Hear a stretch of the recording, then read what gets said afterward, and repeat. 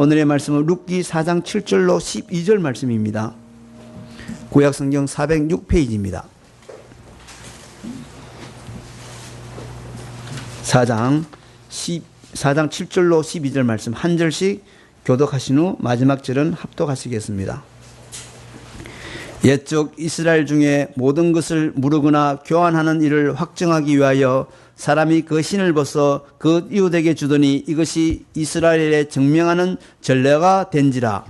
이에 그 기업 물을 자가 보아스에게 이르되 내가 너를 위하여 사라 하고 그 신을 벗는지라. 보아스가 장로들과 모든 백성에게 이르되 내가 엘리멜렉과 기런과 말론에게 있던 모든 것을 나오미의 손에서 산 일에 너희가 오늘날 증인이 되었고 또 말론의 아내 모압 여인 룻을 사서 나의 아내로 취하고 그 죽은 자의 기업을 그 이름으로 잊게 하여 그 이름이 그 형제 중과 그곳 성문에서 끊어지지 않게 하매 너희가 오늘날 증인이 되었느니라. 성문에 있는 모든 백성과 장로들이 가로되 우리가 증인이 되노니 여호와께서 내 집에 들어가는 여인으로 이스라엘 집을 세운 라헬, 레아 두 사람과 같게 하시고 너로 에바랄에서 유력하고 베들레헴에서 유명케 하시기를 원하며 다 함께 여호와께서 이 소년 여자로 내게 후사를 주사 내 집으로 다말이 유다에게 준 베레스의 집과 같게 하시기를 원하노라. 아멘.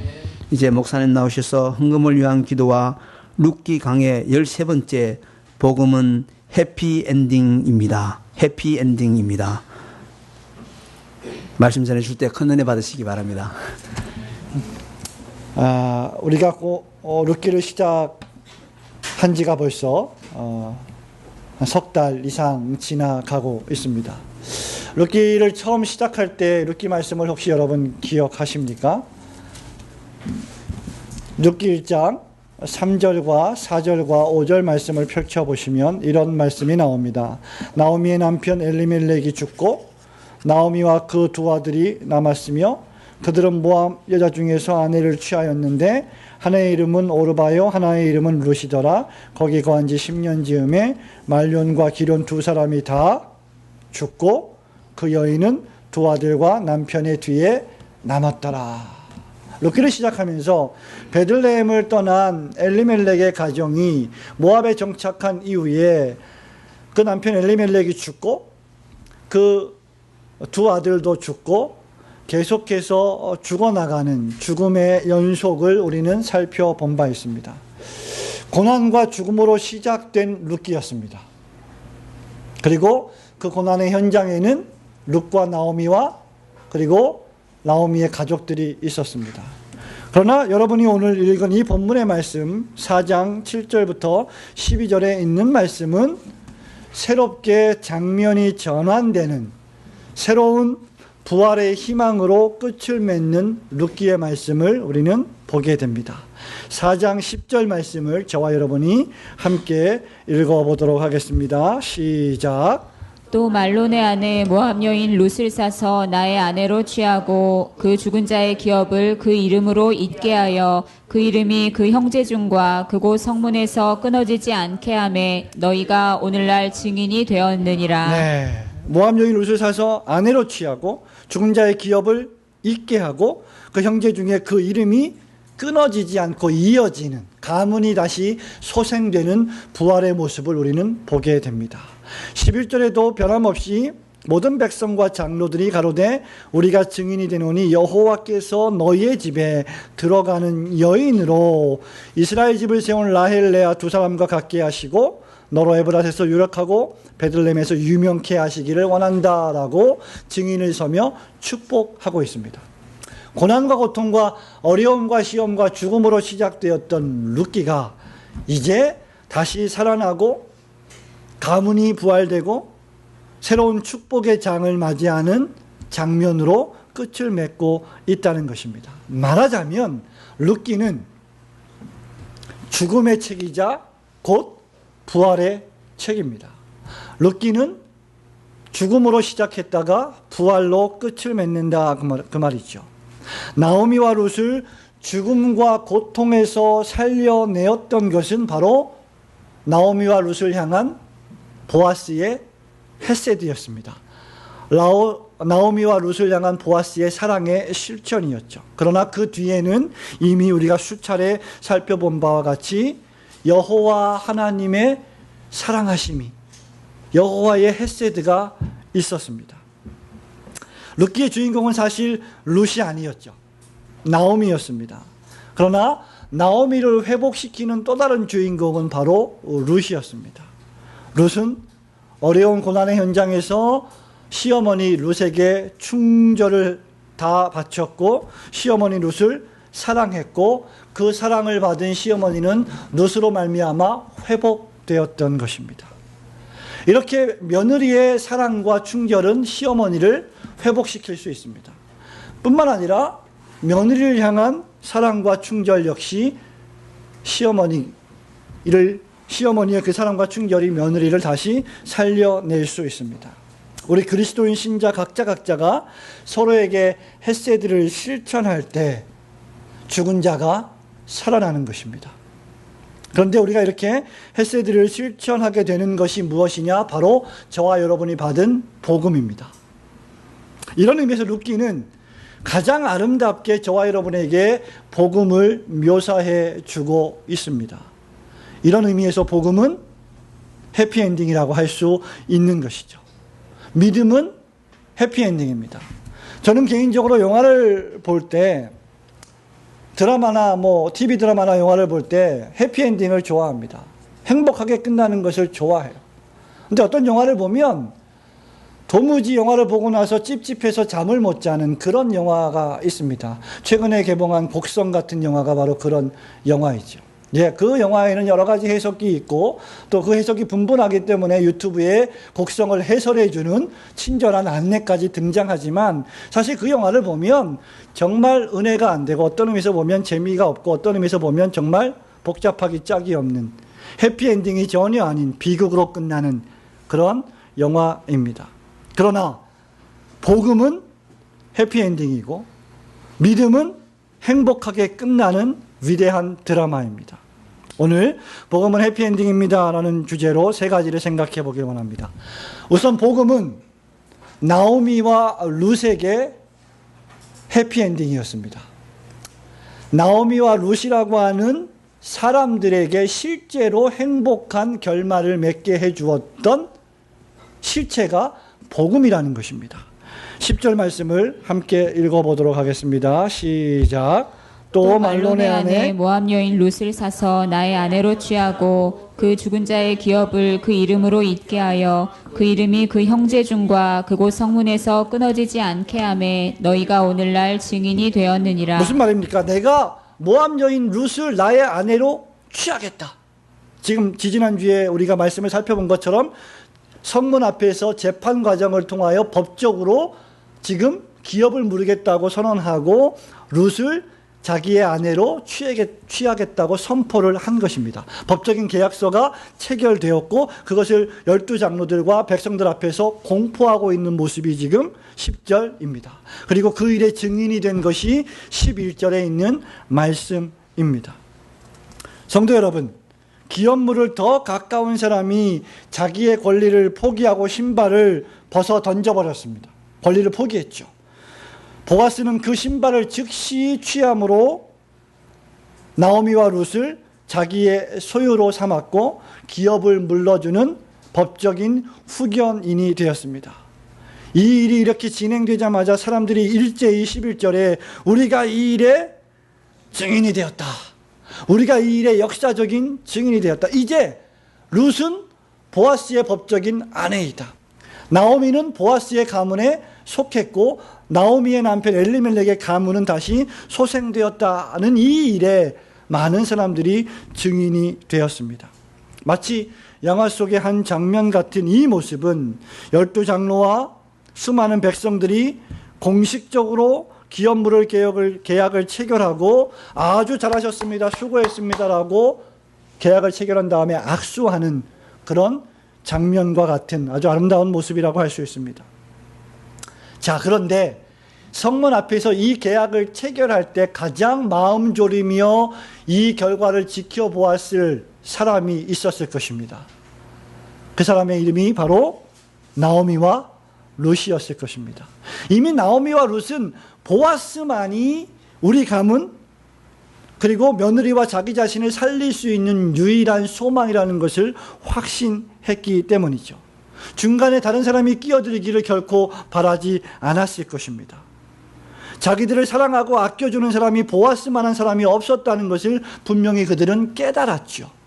그런데 갑자기 더 가까운 기업 물을 자가 생겼다는 이 말에 나오미와 룻은 긴장하지 않을 수 없었을 것입니다. 그래서 아마 제 생각에 모르긴 해도 저 성문이 잘 내려다 보이는 언덕에 서서 그 장면을 숨어서 지켜보지 않았을까라는 추측을 하게 됩니다. 사랑하는 성도 여러분, 룻을 보십시오. 룻은 대담하게 보아스의 발치에 옷을 들고 그 안에 누웠습니다. 그리고 보아스에게 당신이 우리의 가문을 살려줄 기업 물을 자이십니다 라고 고백했고 제발 그렇게 해주십시오라고 간청했습니다. 나오미를 생각해 보십시오. 나오미는 뭐라고 말했습니까? 보아스가 그 일을 다 할 때까지, 이룰 때까지 결코 그가 쉬지 아니할 것이다 라고 말했습니다. 마침내 기업 무르는 계약이 체결된 순간 나오미와 룻은 기뻐 뛰지 않았을까요? 너무 행복해하지 않았을까요? 여러분이 정말 갖고 싶었던 어떤 물건을 사기로 계약을 체결한다면 여러분은 어떻습니까? 기쁘지 않겠습니까? 그런 기쁨 10배, 100배, 1000배 더한 기쁨을 아마 나오미와 룻은 느꼈을 것입니다. 나오미와 룻은 계약이 체결된 순간 얼싸안고 기뻐 뛰며 춤을 추지 않았을까 추측해 봅니다. 왜냐하면 그들이 평생 동안 대망했던 일이 마침내 이루어졌기 때문입니다. 그 계약이 체결된 순간 이제까지 살아왔던 모든 삶의 순간순간 여정여정들을 돌아볼 때 정말로 하나님 앞에 눈물을 흘리며 감사하는 나오미와 룻을 우리는 상상하게 됩니다. 성도 여러분, 그들의 인생 여정을 짧게나마 잠시 돌아보시기 바랍니다. 지난 12주 동안 그들이 어떻게 살아왔는지를 한번 회상해 보시기 바랍니다. 기억이 나지 않습니다라고 말씀하시지 마시고 한번 생각을 해보시기 바랍니다. 베들레헴에 떡이 없어서 그들은 먹고 살기 위하여 고향을 등지고 고향을 떠났습니다. 이방 땅 모압 땅에 정착했습니다. 남편과 두 아들을 함께 사랑으로 키우고 내조하면서 잘 살아보려고 떠났던 그 발걸음에 죽음이라고 하는 재앙이 닥쳤습니다. 남편과 두 아들을 순식간에 잃어버렸습니다. 객지 생활을 피곤하고 정말 피곤한 괴로운 삶이 낙이 없고 소망 둘 곳이 없는 나오미의 삶을 우리는 상상할 수 있지 않겠습니까? 심지어 베들레헴으로 돌아오는 길에 만난 친구들에게 야, 네가 정말 나오미냐? 네 얼굴이 왜 이렇게 상했느냐? 너 정말 고생이 많구나 라고 하는 그 말에 나오미는 자신을 나오미라 부르지 말고 마라라고 부르라고 했습니다. 마라의 뜻이 무엇이라고 했습니까? 쓴물이. 인생의 괴롭고 쓴물을 다 맛본 사람이 바로 나오미입니다. 나오미만큼 고통과 괴로움의 순간을 통과했던 사람이 과연 또 누가 있겠습니까? 인생의 쓴물 단물 다 맛보고 여기까지 온 것입니다. 룻은 어떻습니까? 룻은 조금 나았습니까? 룻도 역시 마찬가지였습니다. 나오미와 겪었던 똑같은 일을 지금 룻은 여기 이스라엘 베들레헴에서 겪고 있었던 것입니다. 이방인의 서러움은 말로 다 표현할 수 없습니다. 여러분은 어떻게 느끼실지 모르겠지만 저는 영국에서 미국에서 적지 않은 시간들을 생활을 했습니다. 특히 2009년도에는 3년 동안, 만 3년 동안 미국에서 온 가족이 이주해서 살았습니다. 미국에서 이주해서 이방인으로 살아가는 서러움은 여러분 설명해서는 경험이 잘 안 되는, 상상이 잘 안 되는 그런 어려움들입니다. 모든 것이 낯설고 모든 사람이 낯설고 모든 행정서식이 낯설고 모든 민원이 낯설고 대화도 안 통하고 말도 안 통하고 뭐 하나 마음대로 되는 것이 없는 것이 미국 생활입니다. 이방 생활이에요. 거기다가 사람들이 유색인종이라고 지나가다 한 번씩 힐끗힐끗 쳐다보면 인종차별 같은 그런 느낌을 당하는 곳이 대한민국을 떠나서 외국에서 살아가는 삶의 모습입니다.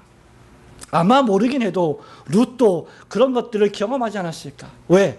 룻이 어떤 사람이었습니까? 이방 여인, 모압 여인, 이스라엘 민족이 개 취급을 했던, 사람 축에도 끼지 못했던 그런 족속의 여인이었습니다. 더욱이 젊은 나이에 홀로 된 룻은 나오미에 비해서 아마 훨씬 더 고통스러운 세월을 보내지 않았을까. 나오미는 그렇다 치고 나이 들어서 남편을 잃었으니까. 그런데 룻은 이미 이렇게 창창한 나이에 남편이 없이 살아가는 것이 얼마나 힘든 일이겠습니까? 나오미에 비해서 더 고통스러운 세월을 보냈을 것입니다. 이 모든 과정에서 그들은 철저하게 낮아지는 법을 배웠을 것입니다. 그러나 이 모든 과정이 전부 다 하나님의 은총의 과정이요 섭리의 과정이었습니다. 이 모든 것이 하나님의 은혜였습니다. 마침내 그들은 보아스를 만났고, 마침내 보아스는 그들의 피난처가 되어 주었고, 마침내 보아스는 지금 오늘 이 순간 룻을 자기의 법적 아내로 맞아주고 나오미의 모든 가문을 다시 소생시켜주고 부활시켜주는 놀라운 축복의 사람, 사랑의 사람이 되어 주었습니다. 그러니 나오미와 룻이 기뻐하며 춤을 추지 않았겠습니까? 사랑하는 성도 여러분, 신자의 삶이 꼭 이와 같습니다. 참으로 시편 기자의 고백이 참된 신자의 모든 고백입니다. 나오미와 룻의 고백이 될 것입니다. 시편 30편 4절과 5절에 주의 성도들아 여호와를 찬송하며 그 거룩한 이름에 감사할지어다. 그 노여움은 잠깐이요 그 은총은 평생이로다. 저녁에는 울음이 기숙할지라도 아침에는 기쁨이 오리로다. 예수를 믿는 신앙생활, 우리 장로님 기도하셨다시피 교회를 섬기는, 교회와 함께 하나님의 백성과 함께 고난받는 이러한 삶이 그렇게 화려하거나 멋있거나 항상 즐거운 삶이 아닐지라도, 아니 때때로는 고난과 고통의 시간일지라도 마침내 하나님께서 우리를 해피엔딩의 사람으로 만들어 주실 것을 믿으며 여호와를 찬송하시며 그 거룩한 이름에 감사하는 성도들이 되시기를 주님의 이름으로 축원합니다. 복음은 해피엔딩입니다. 두 번째는 무엇입니까? 복음은 나오미와 룻이 그리스도의 신부가 되는 해피엔딩입니다. 10절 말씀을 다시 한번 읽겠습니다. 시작. 또 말론의 아내 모압 여인 룻을 사서 나의 아내로 취하고 그 죽은 자의 기업을 그 이름으로 잊게 하여 그 이름이 그 형제 중과 그곳 성문에서 끊어지지 않게 하매 너희가 오늘날 증인이 되었느니라. 12장로와 백성들이 증인이 되었습니다. 그리고 11절에서도 성문에 있는 모든 백성과 장로들이 우리가 목격자다, 우리가 이 법적인 결혼식의 증인이다, 증거다 라고 지금 이구동성으로 말하면서 축하의 박수를 보내고 있는 장면입니다. 보아스의 기업 물음을 통하여서 룻은 지금 법적으로 완전히 보아스의 아내가 되었습니다. 아직 룻은 보아스와 함께 신혼여행을 떠나지 않았습니다. 보아스의 집으로 들어가지도 않았습니다. 보아스와 함께 첫날 밤을 지내지도 않았습니다. 그러나 룻에게는 전에 없던 누가 생겼어요? 신랑이 생겼습니다. 남편이 생겼습니다. 보아스에게는 전에 없던 신부가 생겼습니다. 혼자 살았던 외로운 여인 룻에게 든든하고도 멋진 남편이 생겼습니다. 10절에서 보아스는 룻을 어떻게 말합니까? 사서 나의 아내로 취하겠다 라고 자기 선언을 합니다. 11절에서 룻은 보아스의 집에 들어가는 여인으로 묘사되고 있습니다. 여러분, 이 모습에서, 이 말씀에서 우리는 신부를 취하시는 신랑 되신 그리스도의 모습을 얼마든지 상상할 수 있습니다. 사실 룻기를 기록한 목적이 오고 오는 모든 교회와 그리스도인들에게 이것을 깨닫게 하여 주기 위한 목적입니다. 우리는 하나님의 은혜로 말미암아 그저 죄를 용서받은 죄인이 되는 차원에서 머무르지 않고 우리는 주님이 기뻐하시는, 주님이 가장 아끼고 사랑하시는 주님의 신부가 되는 것입니다. 저와 여러분이 얼마나 연약하든지, 저와 여러분이 얼마나 가진 것이 없든지, 저와 여러분이 얼마나 나약하든지, 얼마나 볼품없든지 관계없이, 세상 사람들이 여러분을 얼마나 하찮게 여기든지 관계없이 그리스도 안에 있으면 저와 여러분은 그리스도의 신부입니다. 당신께서 십자가에서 보혈의 피를 흘리셔서 피로 동맹을 맺으시고 함께 사시겠다고 언약하셨습니다. 그것을 기념하여 우리는 주의 만찬 때마다 주님 재림하실 때까지 그리스도의 신부된 것을 떡을 떼며 잔을 받으며 기억하는 것입니다. 그래서 사도 바울은 사도행전 20장 28절에서 교회를 가리켜서 어떻게 말하고 있느냐? 예수님께서 자기 피로 사신 교회다. 그리고 목사와 장로들은 그리스도의 신부된 교회를 잘 목양하고 관리 감독할 책임이 있다라고 말하고 있는 것입니다. 사랑하는 성도 여러분, 이 세상에서 제일 행복하고 제일 아름다운 장면을 보려면 어디로 가야 되겠습니까? 결혼식장으로 가야 될 것입니다. 아마 세상의 결혼식만큼이나 행복하고 아름다운 축복스러운 시간과 공간이 어디 있겠습니까? 결혼식만큼 감동스러운 장면이 어디 있겠습니까? 최근에 무한도전이었나요? 무한도전에서 뭘 했어요. 잘 기억이 안 나는데 결혼식장 가가지고 축가를 불러주는 그런 깜짝 이벤트를 했는데 그야말로 감동의 도가니, 즐거움의 도가니, 축제의 도가니였습니다. 결혼식장은 그렇게 즐거운 장소입니다. 결혼식장이야말로 정말로 행복한 곳이 아닐 수 없습니다. 그런데 하나님께서 저와 여러분을 오늘 오전 말씀에도 살펴보았듯이 천국의 결혼식장으로 초청하고 계시는 것입니다. 그리고 초청하실 뿐만 아니라 그 결혼식장에 저와 여러분을 그리스도의 신부로 단장시키십니다. 이사야서 61장 10절 말씀에 보면 이사야 선지자가 이렇게 말합니다.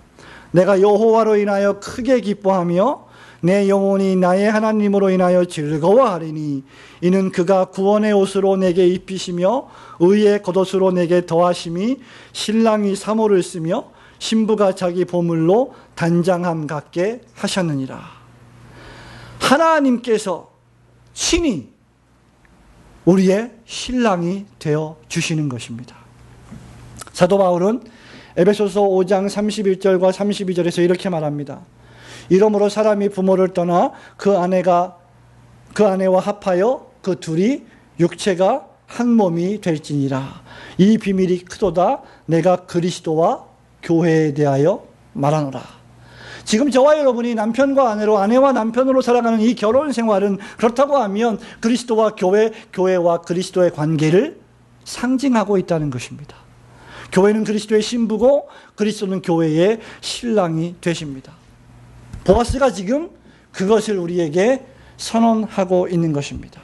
룻은 나의 아내이다. 아직 보아스는 룻을 자기의 침상으로 이끌지 아니했습니다.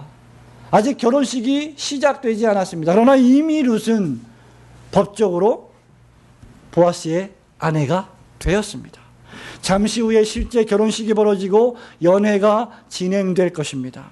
그리고 본격적으로 신랑이 신부를 취하여 부부의 삶을 살게 될 것입니다. 그러나 이미 룻은 벌써 법적으로 그리스도의 신랑이 되었습니다. 우리가 천국에 입성하지 않아도 이미 지상교회에서 천국을 예배를 통하여 경험하고 있는 것과 마찬가지입니다. 저와 여러분이 아직 주님의 재림과 더불어 천국에 올라가지 않았지만 이미 천국을, 우리 마음속에 시작된 그 천국을 알고 있고 인식하고 있습니다. 그래서 그 어떤 일이 있어도 우리는 우리 마음속에 시작된 천국 때문에 감사하고 기뻐하고 즐거워하며 하루하루를 이겨낼 수 있는 것입니다. 사랑하는 성도 여러분, 그리스도의 신부로 불러주신 하나님의 은혜 앞에 감사하며 늘 즐거워하는 성도들이 되시기를 주님의 이름으로 축원합니다. 세 번째는 무엇입니까? 복음은 해피엔딩입니다. 복음은 나오미와 룻이 이제 메시아 가문의 일원이 되는 해피엔딩입니다. 11절과 12절 말씀을 함께 읽겠습니다. 시작. 성문에 있는 모든 백성과 장로들이 가로되 우리가 증인이 되노니 여호와께서 내 집에 들어가는 여인으로 이스라엘 집을 세운 라헬 레아 두 사람과 같게 하시고 너로 에브랏에서 유력하고 베들레헴에서 유명케 하시기를 원하며 여호와께서 이 소년 여자로 내게 후사를 주사 내 집으로 다말이 유다에게 낳아준 베레스의 집과 같게 하시기를 원하노라. 아멘. 성도 여러분, 저와 여러분이 그리스도 안에 있으면 내가 사는 것이 아닙니다. 내 안에 그리스도가 사시고 우리는 믿음으로 사는 것입니다. 누구를 믿는 믿음입니까? 예수 그리스도를 믿는 믿음으로 삽니다. 우리가 예수 그리스도를 믿음으로 살면서 예수 그리스도 안에 있게 되면 그리스도 안에 있는 모든 것이, 그리스도에게 속한 모든 것이 전부 다 나의 것이 되는 것입니다. 룻이 보아스의 아내가 된 순간, 바로 그 순간, 보아스가 룻을 법적으로 자기의 아내로 삼은 그 순간, 보아스의 모든 것은 법적으로 룻의 것이 되는 것입니다. 그러므로 더 이상 룻에게 수치는 존재하지 않습니다. 가난과 공포와 불안은, 염려는 더 이상 존재하지 않는 것입니다. 제가 좋아하는 시인 가운데 김현승 시인이 있는데, 김현승 시인의 절대신앙이라고 하는 시에 이런 구절이 있습니다. 나의 눈송이가 당신의 품속으로 들어갑니다. 당신은 나를 자취도 없이 품어줍니다. 하나님의 사랑이 우리를 안고 있으면 우리는 하나님 안에서, 하나님의 사랑 안에서 흔적도 없이 나는 다 사라지고 하나님의 것이 되어지는 것입니다. 성도 여러분, 11절에 보면 여호와께서 내 집에 들어가는 여인으로 이스라엘 집을 세운 레아와 라헬과 레아 두 사람과 같게 하시겠다고 말씀하십니다. 12절에도 보면 내게 후사를 주사 내 집으로 다말이 유다에게 낳아준 베레스의 집과 같게 하시기를 원한다라고 증인들이 축복을 하고 있습니다. 라헬과 레아가 누구입니까? 이스라엘 민족이 가장 추앙하고 가장 흠모하는 세 사람이 있습니다. 족장들. 아브라함, 이삭, 야곱. 라헬과 레아는 야곱의 두 아내입니다. 가장 위대한 신앙 가문의 아내, 그리고 가장 위대한 예수 그리스도가 출생하신 그 메시아 라인에서 한 축을 담당했던 야곱, 그리고 야곱의 아내 라헬과 레아, 이 두 사람과 같이 해주시겠다. 그렇게 해주시기를 축복한다. 그야말로 황금혈족입니다. 그야말로 요즘 말로 하면 금수저 그 이상이죠. 세상에 금수저 뭐 중요합니까? 이것이야말로 진정한 금수저가 아닙니까? 우리가 하나님을 부를 때 어떤 하나님으로 부릅니까? 아브라함과의 하나님, 이삭의 하나님, 야곱의 하나님이라고 부르지 않습니까?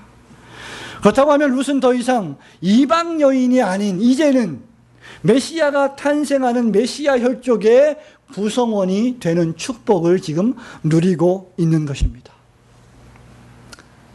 제가 어렸을 때 제 기억이 아마 초등학교 한 1, 2, 3학년 때까지 그랬던 것 같아요.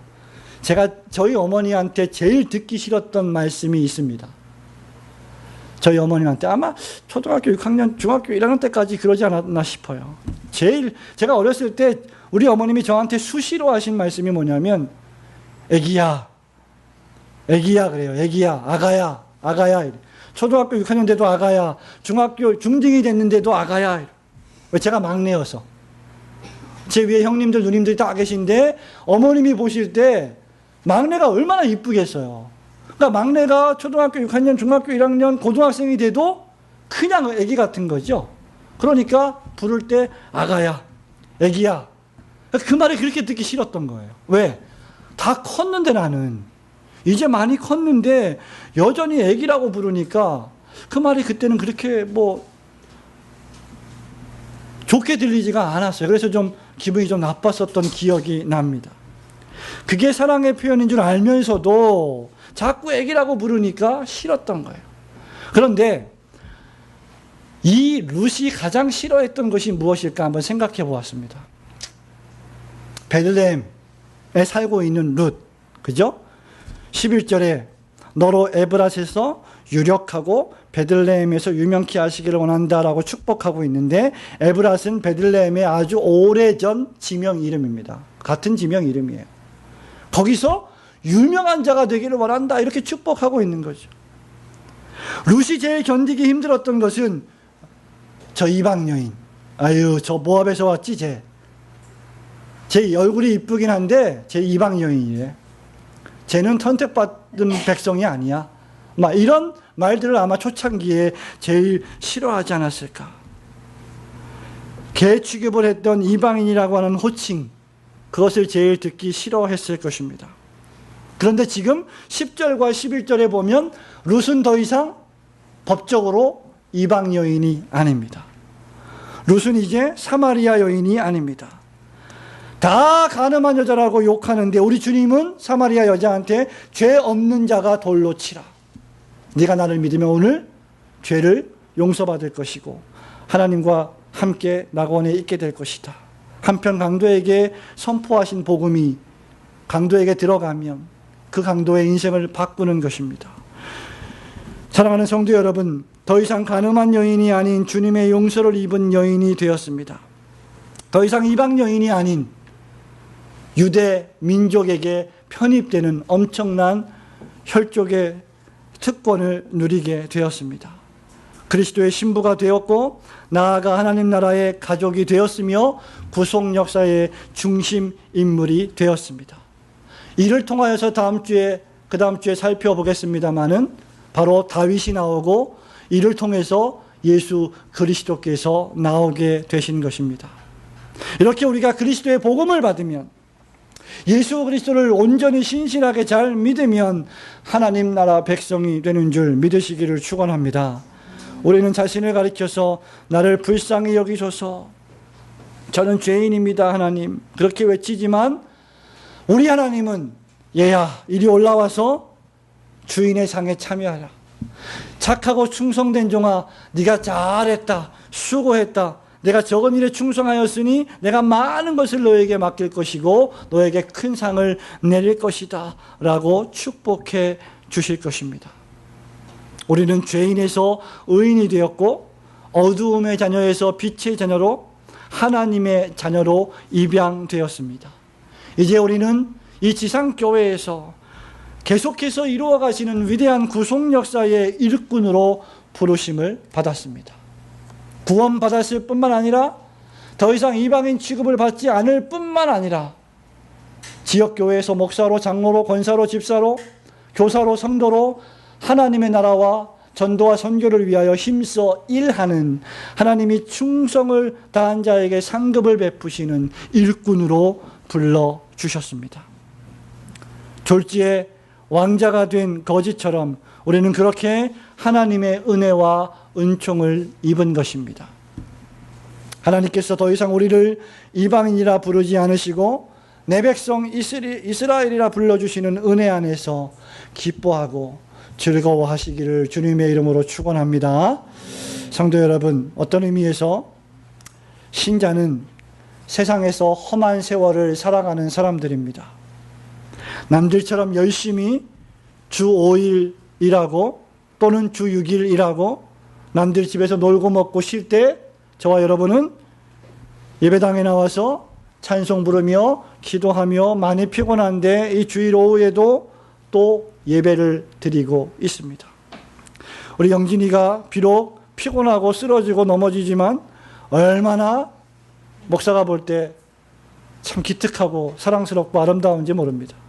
목사의 말에 순종하고 오후 예배를 드리고 갈 때 가더라도 오후 예배를 드리고 가겠다고 저렇게 앉아서 예배를 드리는 모습을 보니까 막 감동이 밀려옵니다.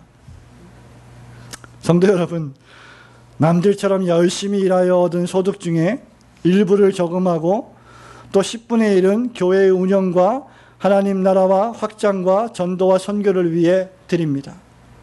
나아가 알게 모르게 이웃을 위해 구제합니다. 많은 사람들을 알게 모르게 돕습니다.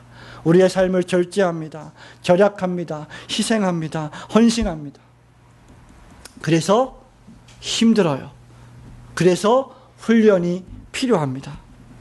그러나 신자는 이 모든 것을 넉넉히 이겨낼 수 있는 원동력을 가지고 있는데, 그것이 바로 우리를 해피엔딩으로 이끌어 주시는 예수 그리스도의 십자가 복음입니다.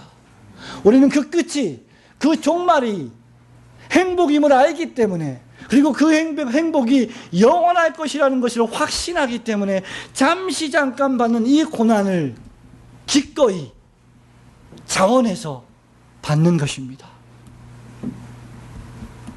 계시를 받은 우리의 삶은 무의미한 반복의 삶이 아닙니다.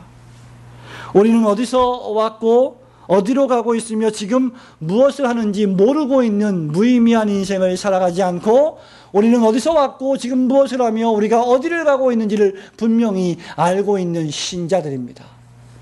우리는 하나님의 피조물이며 하나님께서 구원하신 성도이며 하나님의 나라에 들이실 때까지 이 지상생애에서 주의 나라와 주의 영광을 위하여 열심히 일하고 봉사하라고 생명을 주신 것을 알고 믿는 사람들입니다. 우리는 하루하루 맡겨주신 사명을 충성을 다하여 최선을 다하여 감당할 뿐입니다. 사랑하는 성도 여러분, 지치고 힘든 순간에도 해피엔딩으로 이끌어 주실 하나님을 굳게 신뢰하시고 롯과 나오미를 마침내 부활시켜 주신 능력의 하나님을 소망하며 여러분의 인생도 고난과 죽음 가운데서 순간순간 다시 살아나는 부활을 체험하시는 인생들이 되시기를 주님의 이름으로 축원합니다. 아멘.